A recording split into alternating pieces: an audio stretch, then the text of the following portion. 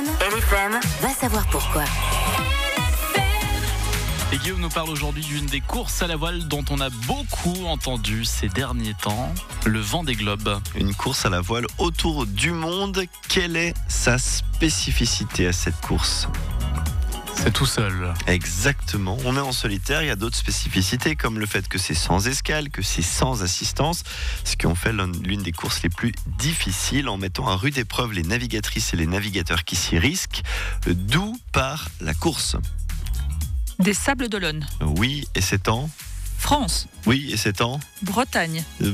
En dessous de la ville de Nantes, sur la carte française, on est en Vendée, raison pour laquelle on dit Vendée Globe. Il y avait un indice dans le nom. Mais il y a plein de personnes qui pensent qu'on dit le Vendée Globe, alors que c'est le Vendée Globe. Voilà, comme ça on se couchera plus intelligent ce soir.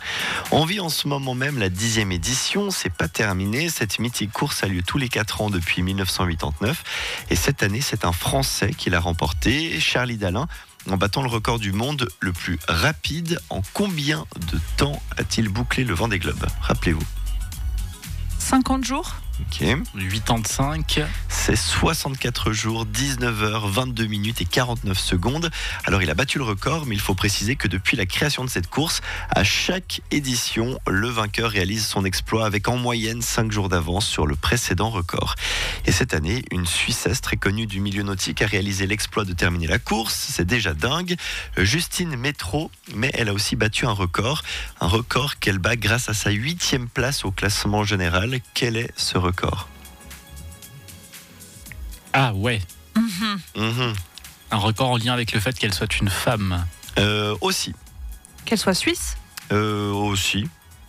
Qu'elle soit une femme suisse.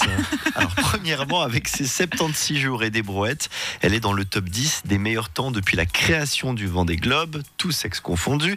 Mais encore plus fort, elle signe le record féminin de l'épreuve. C'est la navigatrice la plus rapide de l'histoire de la compétition, devant sa plus proche poursuivante, Clarisse Kremer, qui bouclait son 2e Vendée Globe, qui est arrivé une 40aine d'heures plus tard. Mais quand on parle du Vendée Globe et de la Suisse, on doit mentionner aussi le navigateur habitué de l'épreuve. C'est un natif donnais. On parle de... Alan Roura. Oui, plus jeune concurrent de l'histoire lors de l'édition 2016-2017, qui détient d'ailleurs toujours ce record. Il avait 23 ans à l'époque et cette année, il a terminé à la 18e position.